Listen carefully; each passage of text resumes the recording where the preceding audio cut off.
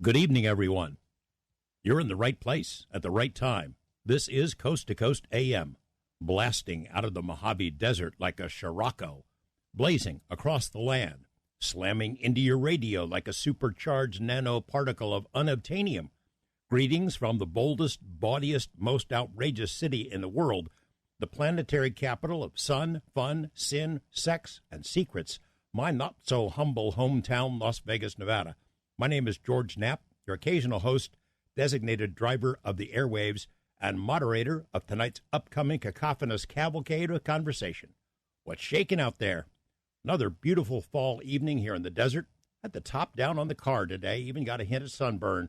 But all that's about to come to an end, I fear. It'll start feeling like actual fall soon enough. Hope all of you are comfy and tucked in somewhere or outside watching the stars and listening to the radio. We have some cool stuff on tap for you tonight for the next 4 hours. Two fascinating people with riveting stories to share with us. In the entire alphabet, no combination of letters carries more weight, more of an aura of mystery than these three in order. CIA. We each carry our own preconceptions and biases when it comes to the Central Intelligence Agency. On one hand, the men and women who work in the field for that three-letter agency are sometimes thought of as spies, as a cross between James Bond and Jason Bourne, dashing here and there in exotic locales, shooting it out with the bad guys. They always get the girl, shaken not stirred, saving the world from evil henchmen, all that stuff. Or there's the view of the agency as a rogue operation responsible for assassinations, government coups, cover-ups. In the world of UFOs, of course, the keepers of the secrets, always lurking around the corner, maybe tapping your phones. It's tough to get the straight scoop on what it is like to work for CIA and whether it's possible to ever leave. That's one of the legends, right? That you can't ever leave CIA, just like you can't leave the mafia.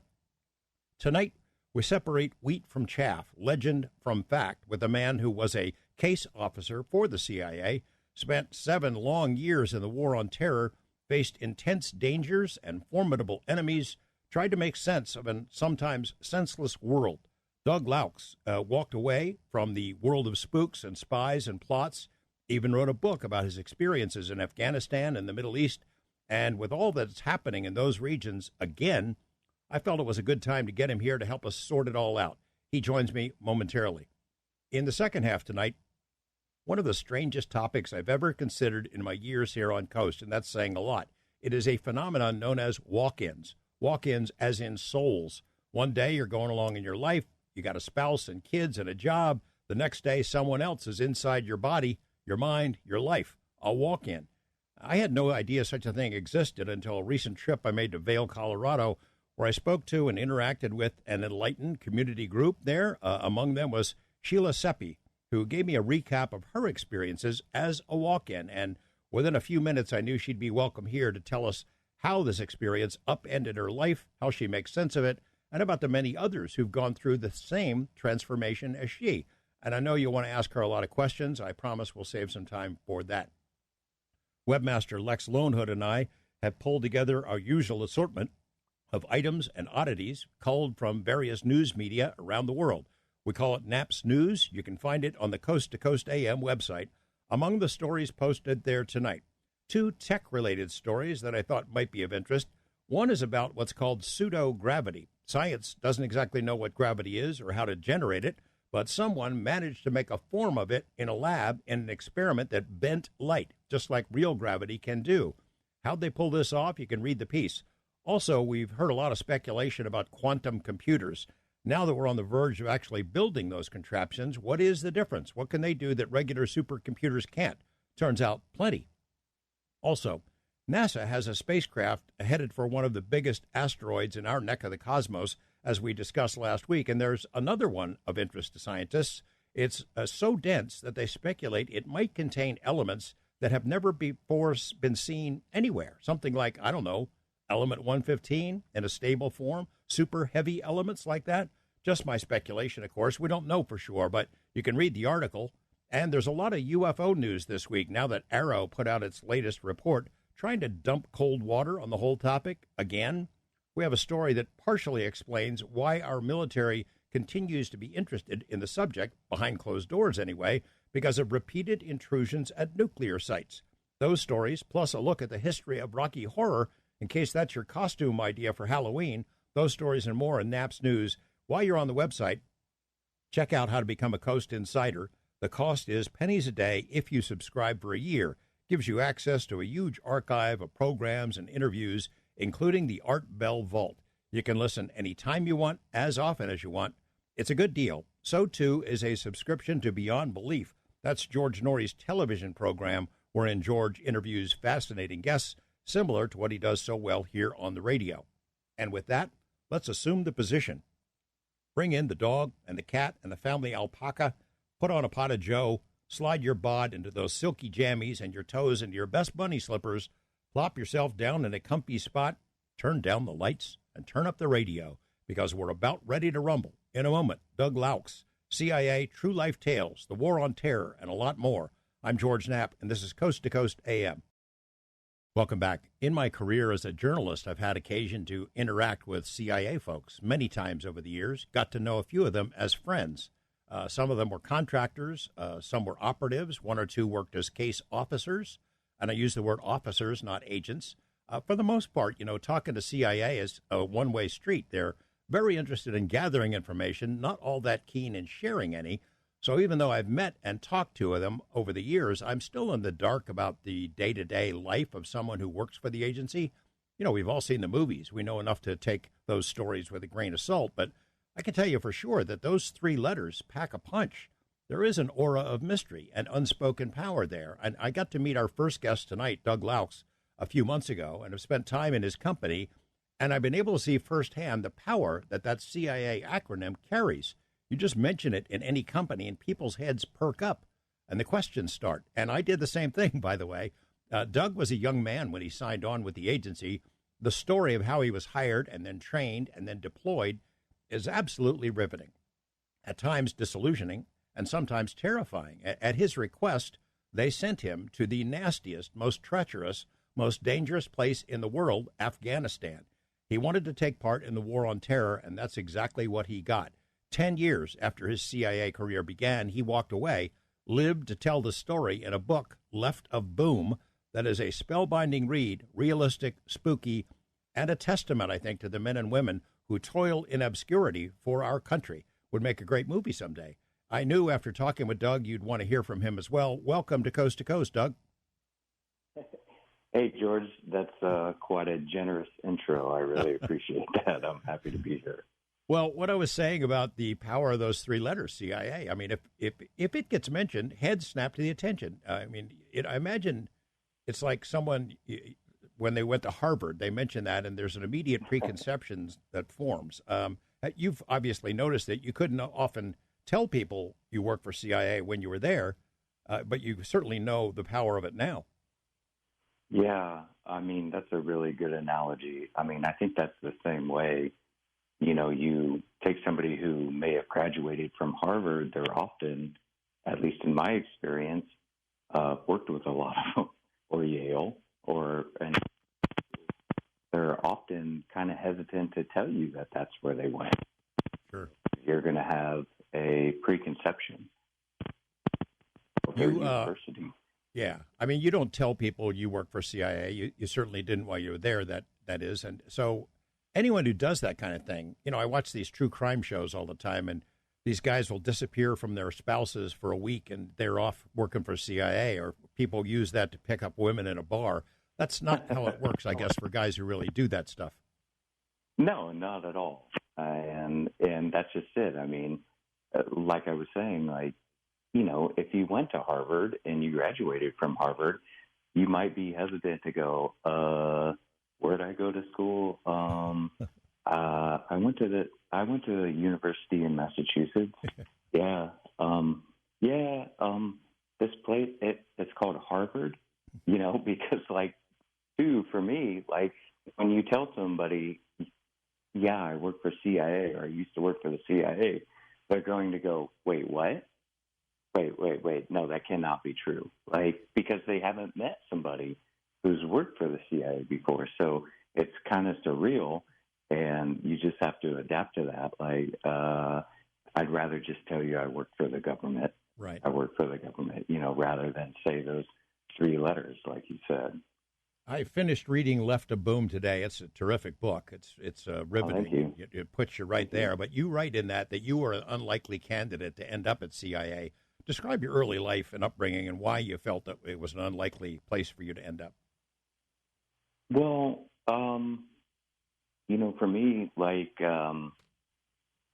when it came down to it, gosh, I look back and I question how I even got in the first place, because I wasn't like most everyone else, and I was from the Midwest. I don't know, I guess you could pejoratively call me a redneck, like I was from Indiana and Ohio, and like I didn't have a great education growing up. And I write about that in the book, which of course you read, so like I kind of grew up in the woods and I was, a backcountry kind of guy.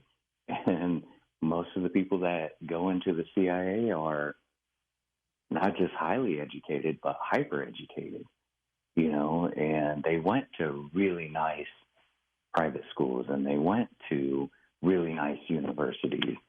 And I just kind of took all of that for granted. And so, like, when I even applied, and of course I read about this, like, it was on a whim. It was on a caprice. I thought it was a joke. Honestly. You just saw an ad. You saw an ad on a bulletin board or something? Yeah. And I just was like, of course this isn't going to happen. Of course I won't get in, but why not take a shot? Like, why not throw the first punch? Why not throw the first pitch? Like, do it and let's see what happens. But I never in a million years thought it was actually going to be something that would come to fruition. And when it did, I was like, whoa, I bit off way more than I could chew here, and it was a lot. But, did they ever tell you? Did they ever tell you what it was that made you stand out to them? That made them think this guy might work for us? Yeah, they actually did. And I mean, I don't know how else to put it. She was a psychiatrist, and she was like, "You have a intensely high capacity for compassion, and you also have a highly intense capability of, she didn't say violence, but like the ability to like, be aggressive, like, and so you have compassion and you have aggressiveness, and you have both of these sharing at the same time, and that's very rare. And that's something we look for. Huh. And so, yeah, she did tell me that. And I was like, oh, okay. First I've heard that, because I'm like 23, 24 years old. I'm like, all right, didn't know that. All right, okay. I can see why they wouldn't want someone who only had one part of that spectrum, was far over on the violent side. It's extraordinarily important that you have both, like the ability to be compassionate, but also the ability to be aggressive if you have to, because, look, we're going to throw you in a situation where we want you to not only destroy the enemy, but to also have the ability to understand them. And that's really key. And that's the whole part of the I in CIA, the ability to be intelligent and understand why your enemy thinks the way that they think. 9/11 was kind of a 9/11 was a game changer, a world changer. Oh, for you, yeah. Right? Oh, yeah. So you were fired up, kind of as a result of that? You were fired up? Yeah, I mean, I was. That happened my freshman year of college. And so it's like my third or fourth day of school when that happened. And so, yeah, I think that for everyone, obviously it was a game changer, but for someone who wanted to be an eye doctor at the time, like that flipped everything on its head. You And changed your I was major. just like, yeah, like, oh, I'm going to be an eye doctor. Okay, let me get this degree in biology, and then I'm going to be an eye doctor, and that's what I'm going to do. And then it was like, wait a second, who's this guy named Osama bin Laden? Who's that? Who is this guy? What just happened to the Twin Towers? What the heck is going on? And just looking at that and going, wow, I don't even know who that person is. What is Al Qaeda? I don't know. And, you know, a lot of people can make fun and like point a finger, but shoot, truth be told, a lot of people in 2001, prior to 9/11, didn't know who Al Qaeda was. Right. You know, we didn't know who Osama bin Laden was. And, you know, it became like a household name after the fact, but a lot of us didn't know who that was at the time. Your and so process. when it came right in my face, I was like, oh, holy smokes. Yeah, no, I'm not going to done with being a doctor. Like, I want to fight. You know, like, this has made me angry. You applied for the job. You see this ad, you apply for the job. You don't really expect much of it. And then when they finally do reach out to you and contact you, it starts a cat and mouse game where you really didn't know what the heck was going on. It's kind of funny, the story you tell in your book, but you were in the dark for a while there. Yeah, it is comical because, like, and this isn't giving too much away, and, you know, it's online. People can read this and see it. I'm not giving too much away. But, like, you know, when somebody calls you and goes, hi, we're, you know, calling from the Delta company or something like that, and you go, okay, what is that? Like, I don't know who you are. And you just keep being explicit, like, who are you? Why are you calling me? Like, what the heck is going on? And they go, we're from the federal government. You sent an application into us like 2 weeks ago. Do you remember that? Oh, is this the CIA? Oh, it's the CIA? Oh, is this the CIA? Oh, the CIA. Yeah, and they don't want to say that. Letters. They just don't want to say it. Yeah, of course they don't want to say it. But, you know, I'm sitting here just as a 22-year-old kid going, oh, CIA? Oh, yeah, CIA. Yeah, you're the CIA. Oh, yeah, that's who you are, the CIA. In the book, you say the lady said, hey, we don't use that name. I'm going to call you back, and we're going to use a different name. So she called you back exactly again? Right. Yeah. Yep, that's exactly what happened. But, I mean, George, I guess that's what happens when you call a 22-year-old senior in college at 8 a.m. on a Friday morning. Right. So this cat and mouse thing went on for a while before you realize they bring you somewhere and you land this job. And you don't exactly know what you're going to end up doing, right, do you?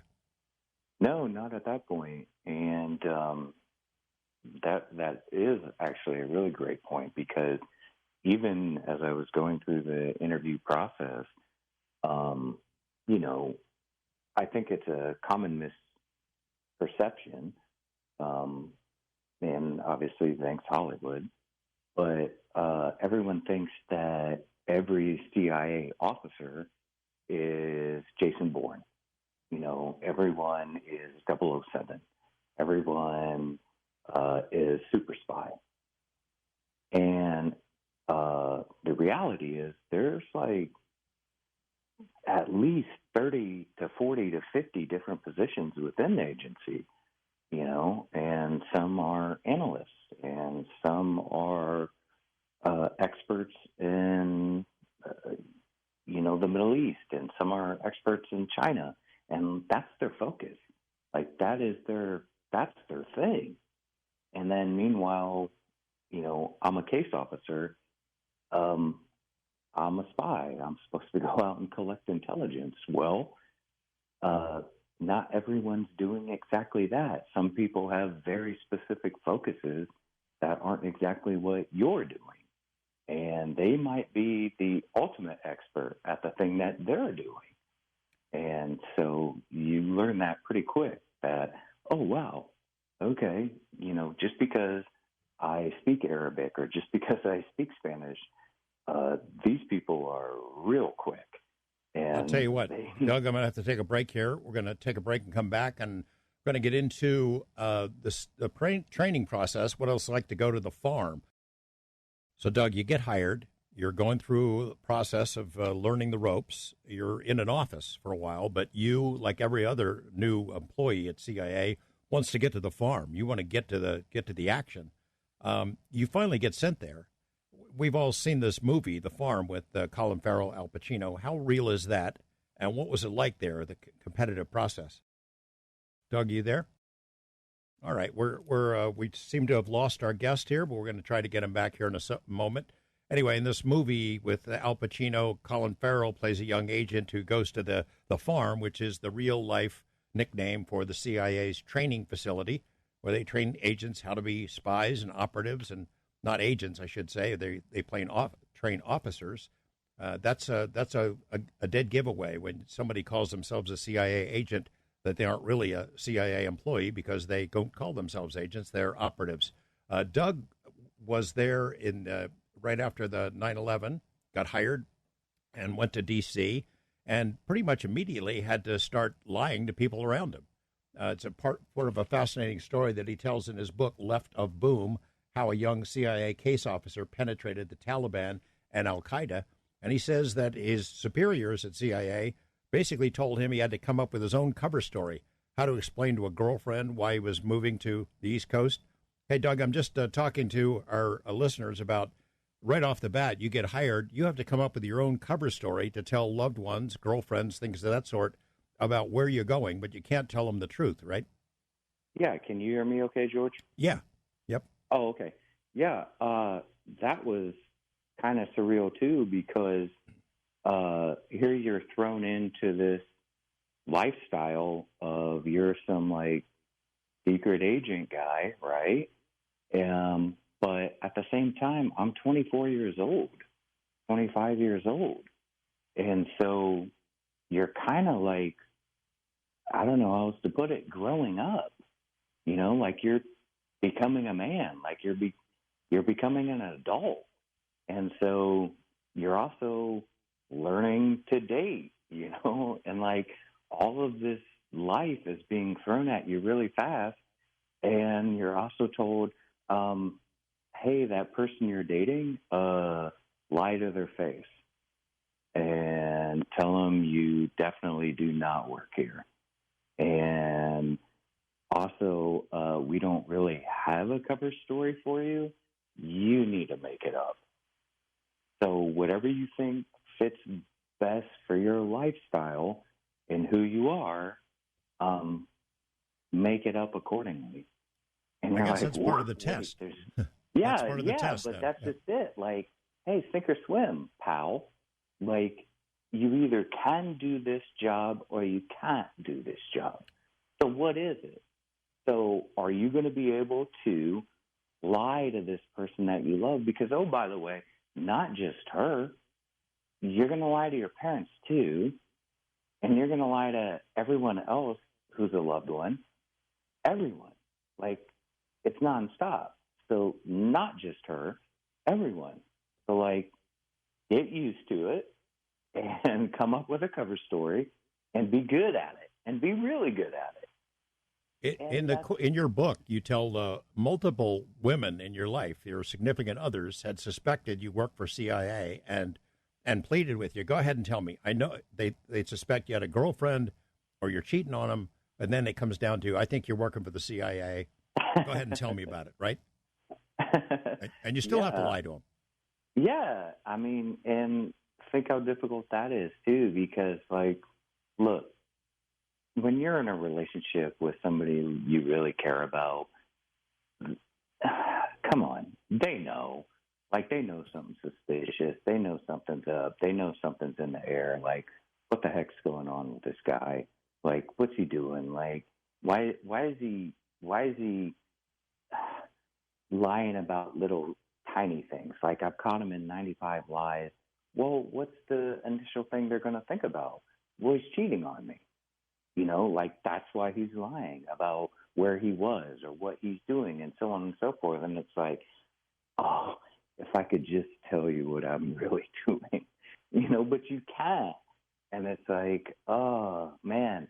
But, I mean, there in of itself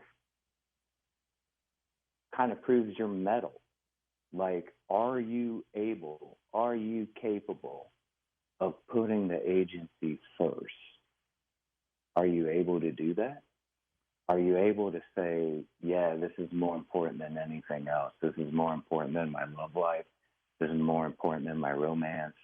This is more important than anything. I mean, it's a lot like the mafia. Yeah, you see what I mean? This is what has to happen.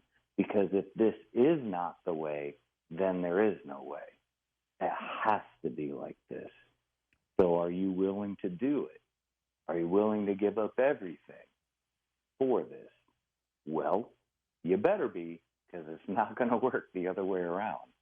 And I don't know, you talked about the film with like Colin Farrell and Al Pacino. I mean, yeah, it was a cool film, and I like that film, and we all laugh about it, and we all have a good time with it.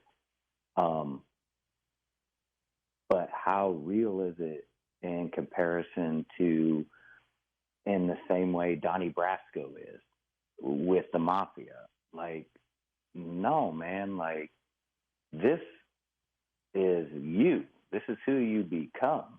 It's not like you're not acting. Like, you will become this or you won't survive this. So do you want to become a spy in the same way, Johnny Depp's character? Do you want to be a mafioso? Like, it is what it is. There's no in between. Like, are you committed? Are you all in?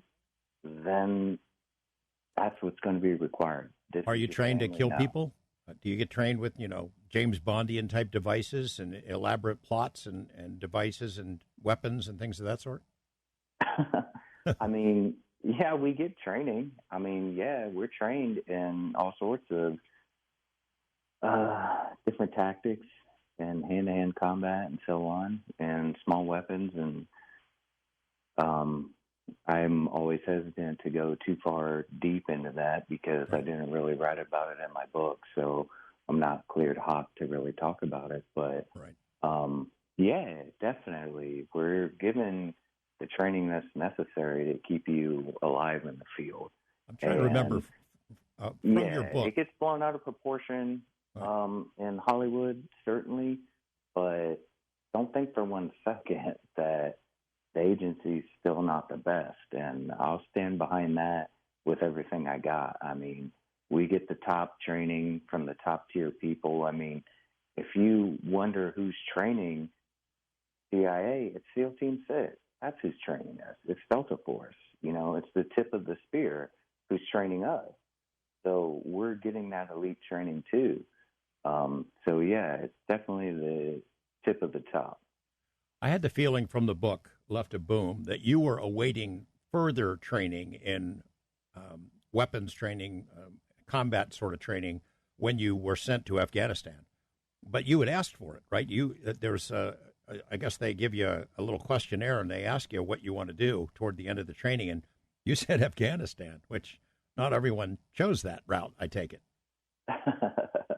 No. Not most people, at least then. I mean, that was when it was white hot. I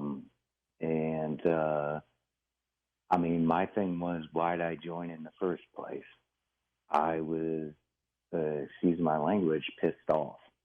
I wanted to fight. I wanted action. I wanted to fight you, and I was mad. And I had a vendetta. And that is what it is. And anyone can say, wow, that's, wrong, or it's not wrong, or it's this or it's that. Nah, like, I was mad about 9/11. It pissed me off big time. And I wanted to get it on. And I was angry and I was upset. And, I could have joined the military, got recruited by the Marines, officer candidate school, and was a hairline away from joining them, and my dad talked me out of it. But CIA, really glad that I chose that path. But ultimately, honestly, George, I just like anyone can judge it however they want to judge it. I was wanting to fight, I was ready to go. And I think a lot of people that are my contemporaries were ready to go.